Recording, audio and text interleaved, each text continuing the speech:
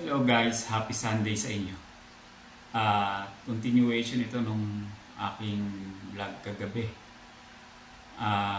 Kung maalala nyo, ay kahapon Sabado, ngayon po ay Linggo. Ang karamihan sa atin ay nagpapahinga at nagre-relax. Ayun, namamasyal, pumupunta sa iba't ibang lugar, kumakain sa labas. Sa akin, bilang isang real estate broker, kung sa iba ay ganon, relax, easy mode. Sa akin kabaliktaran.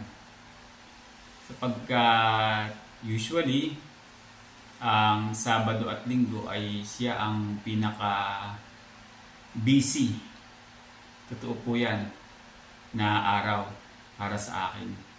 Totoo yan sa mga brokers, real estate agents. Alam nila yan.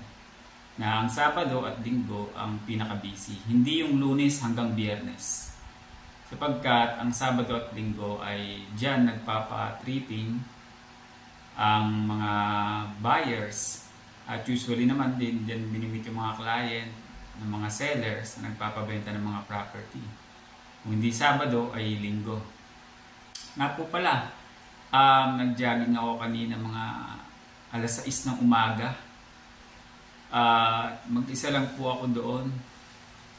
Tataka naman po ako kung bakit Linggo ay mag-isa ako. Kasi kadalasan po pagka Linggo nagja-jogging ako ay yun din ang pinakamaraming nagja-jogging siguro dahil ang panahon ay makulimlim na parang uulan, kaya siguro wala akong nakita doon na wala akong kasama, as in talagang nag-iisa lang ako nag-jogging doon sa lugar. At maganda naman, very peaceful yung lugar, kaya maayos. Ngayon, ang mga task, marami akong task ngayon na kailangan kong gawin. Kagaya ng binanggit ko dun sa huli kong vlog, kagabi, Saturday yun may gagawin ako ng mga dokumento ngayong umaga. Yung earnest money agreement at saka yung contract to sell. So, ito yun. Grind. Kahit Linggo. So, kasi ganun Pagka mahal mo yung trabaho mo, walang araw na pinipili yan. Ako para sa akin, araw-araw pareho lang. Lunes hanggang Linggo. Walang day off. Kasi kung hindi mo naman mahal ang trabaho mo, di ba? Fire mo yung sarili mo. Mag-resign ka. Maghanap ka ng trabaho na masaya ka, na mahal mo. Kasi kung hindi mo naman mahal ang trabaho mo, talagang ganon. Di ba lagi ka nakatingin sa oras? Lagi ka nakatingin. Ba, nasa opisina ka, titingnan mo, oops, mag-aalas 5 na. Di ba? Parang wala na. Yung may mga kailangan pang gawin, isipin mo bukas na lang. At magpa-5 na, uwi ka na. Hindi sa amin, hindi ganon. Kasi ako kagaya ko, mahal ko yung trabaho ko, kaya pag mahal mo kasi yung ginagawa mo, hindi mo mararamdaman yung oras. Hindi mo mararamdaman. Pagkaman ako'y maaga nag-uumpisa at maaga rin ako matulog. Pero hindi ko tinitingnan yung oras Hindi ako tinitingnan. May mga pagkakataon nga na kung namamalayan sa sobrang busy ko, hindi na ako nakapagtanghalian sa oras. Madalas yan lalo pag may mga minimit ka sa labas. Siyempre, hindi naman pwedeng iwanan yung ka-meeting mo. Diba? Kahit nag-meeting kayo alas 11 at inabot kayo ng alas 2, kakatingin ng property. So, diba? Nalilipasan kami ng gutom. Sanay naman ako sa mga ganyan. Tsaka, yun, kasi mahal mo yung trabaho mo I love my job. I love my business. So, hindi ka makakaramdam ng pagod at baliwala yun Di ba? Dahil kung gusto mo yung ginagawa mo at nag-i-enjoy ka, yun, at syempre kailangan mo din yung disiplina. Wala namang masama kung ikaw ay pa-easy-easy. Wala naman din masama doon kung wala ka namang talagang, alam mo yun, wala ka namang target at wala ka namang goal. Okay lang yun. Walang masama doon. Pero kasi ako ibang aking mindset eh. So, meron ako mga priority. Kagaya nung isang araw, kinausap ako nung presidente ng Homeowners Association dito sa subdivision. At ako ay kinukumbinsi na maging isang officer. So, sabi ko sa kanya, pag-iisipan ko. Kasi syempre, hindi naman tayo pwede na basta-basta lang oo sa lahat ng mga imbitasyon sa atin, di ba? Bagaman merong benepisyo yun na syempre pag officer ka, makikilala ka ng mga homeowner, hindi po ba? At syempre sa business natin, bilang isang broker, ay maganda yun dahil makakakilala ka ng mga homeowner. Malam ni iba dyan eh, nagpaparenta pala ng property nila o nagbebenta ng property o di kaya iba eh gusto namang bumili ng property. So yun ang advantage. So tinitimbang ko din. Tsaka ang isa pang kinukonsidera ko din yung oras na gugugulin doon sa pagiging Homeowners Association, HOA officer. Kasi kung gugugol din ako doon ng oras, di ba? Kasi ang oras natin ay isa sa pinakamahalaga. Di ba? Kung gugugol tayo ng oras at wala namang masyadong value para sa atin, wala namang, alam mo yun, yung goal natin, hindi naman natin mamimit, wag na lang. Kaya, di ba? Pwede naman tumanggi. At mas maganda nga yung tumanggi para yung sa gayon, yung goal mo ang masunod mo. Hindi yung nilalagay ka sa ganito, sa ganyan. Di ho ba? Kasi yung oras mo mahahati-hati, yung focus nawawala. Pero kung mas mabigat naman yung pros na alam mo yun, kagaya nga makakuha ka ng listings sa mga clients, possible clients na magpapabenta o magbebenta o bibili ng property, di ba? Or magbabuy and sell or investor na ka-homeowner mo din sa subdivision, maganda yun. Ngala kung yung oras mo naman bubugulin mo, halimbawa doon sa opisina, alam mo yun, yung kailangan mo ng 4 na oras doon, 5 oras, or di ba? Kaysa gugugulin ko sa ganun. Doon na lang ako sa plano ko. Kasi may nakaplano na po ako eh. May plano na ako na sinusunod. So masisira kasi yan pag mag-a-adjust ka ng oras mo. Kaya sabi ko na lang sa kanya, salamat sa invitation mo pero sige, ikukonsidera ko yan.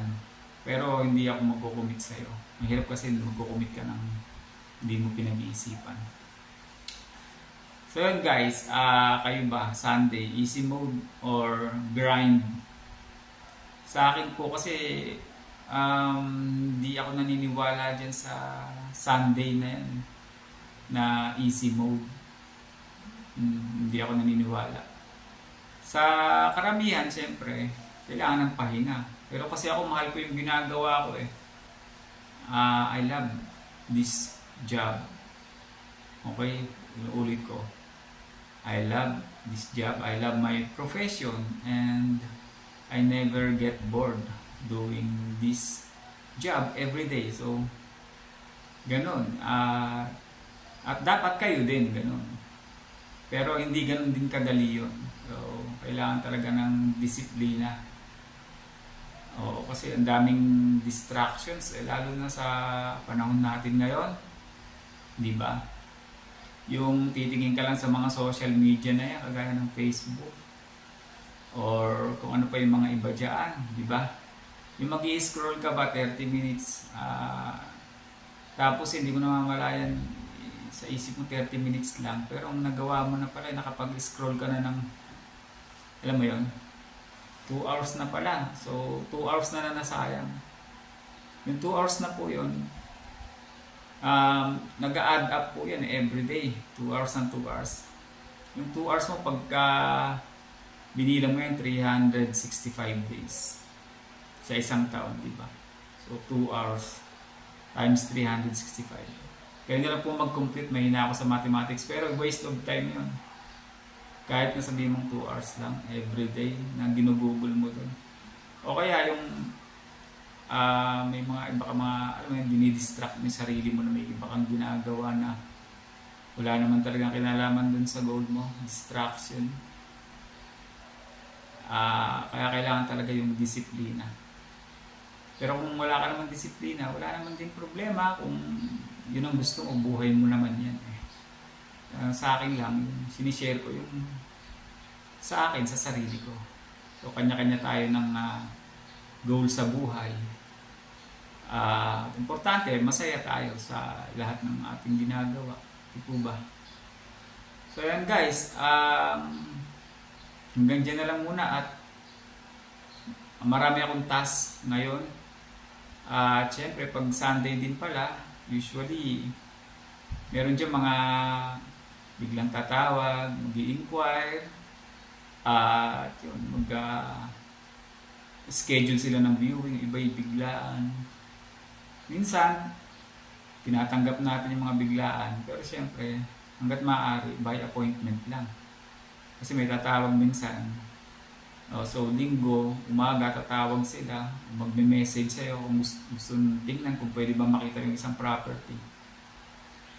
At syempre, meron namang ibang mga seller or kung vacant lot, madali lang yun dahil papakita mo. Pero pag bahay, hanggat maaari yan, by appointment, tsaka yung mga condo, hindi yan pwede na umaga ka tatawag, hapon titignan mo ng linggo. Malabo yung 2 to 3 days kasi ang mga susi ng mga condominiums, lagi yung naka-out sa mga nagpa-schedule nung mga nauna sa'yo. So pag magpa-schedule ka Sunday, wala na yan. Tsaka isa pa, wala namang opisina ng Sunday. Kasi yung mga properties na yan, yung iba, nasa mga companies ang humahawak ng mga condominiums na yan. Hindi yan individual na tao. Karamihan po ng mga listings ko ng condos ay mga investment properties ng mga kumpanya. At kahit pa sabihin natin individual yan na seller, hindi yan papayag na itatawag mo sa kanya na ngayong umaga, "Ma'am, sir, may gusto kong tumingin ng unit mo mamayang hapon." O diba? At least dapat mga 1 to 2 days ang ibibigay mo na panahon. I-schedule mo yung appointment. Hindi pwede na ura-urada. Ngayong araw din, titignan mo. O bukas, hindi. Minsan kasi hindi rin nag-meet yung schedule ng seller. Di po ba? So, yung buyer naman kasi talaga, siguro nakita sa advertisement na, yun, Sunday, wala siyang ginagawa. So, nag-browse. Nakita yung ads mo. Kaya, tapos available din siya. Kaya gusto niya rin makita ng araw niya. Dahil, weekdays naman, hindi na siya available. So, pag ganun, usually, kung weekend lang talaga available, pwede namang iset yan next week. Kung available pa yung property. Kasi karamihan din ng mga properties ngayon, lalo ngayon, ang mga condos na mga mura lang. Yung mga below market, hindi ko sinasabing mura na mababa presyo kasi yung mga, ang tinutukoy ko na mura yung below market price kasi mabilis mabenta. Minsan nilist mo ngayon, bawa linggo, 3 days wala na sold. Ganyan. Meron tayong mga ganyan na tinripping ko lang nung Sabado at interesado, no? Nag-update ako Monday, sold na. So, di ba? 2 days na benta agad. Ganon ang competition dito sa real estate business kasi marami rin tayong mga kasamang mga brokers at marami rin mga real estate agents. Kaya ganun, paunahan. So first come, first served. Ganyan. So yan guys. Ako ay tatrabaho na kahit linggo. Hindi uso ang bakasyon, hindi uso yung pa-relax-relax, hindi uso yung pa-easy mode, easy mode. At wala po yun sa aking vocabulary. Ayan. So magkakaiba po tayo ha kung kayo gusto nyo easy mode. Naiintindihan ko naman yan. At karamihan naman talaga sa mga tao eh siguro 95-98% eh ganyan. Pero hindi ako kasama doon. Dahil yun nga, kagaya na sinabi ko, hindi ako naniniwala sa easy mode. Dahil mahal ko yung profession ko. At enjoy na enjoy ako sa aking mga ginagawa bilang isang real estate broker. So hanggang dyan na lang muna guys. Thank you very much sa inyong pagsubaybay. At kung bago kayo sa aking channel ay huwag niyo kalimutan na mag-subscribe para lagi kayo updated sa mga nangyayari sa akin. By the way nga po pala, kung kayo ay may kakilala na bebenta or gustong bumili, mag-invest sa real estate property, ako po ay nagbibigay ng referral fees sa mga tao na gustong mag-refer sa akin. Wala po kayong gagawin kung di mag-refer lang. Bigyan nyo sa akin ng pangalan, contact number. Ako nang gagawa lahat ng legwork hanggang sa closing. Kayo'y mag-aantay na lang ng inyong referral fee kung bumili yung inyong client na in-refer sa akin.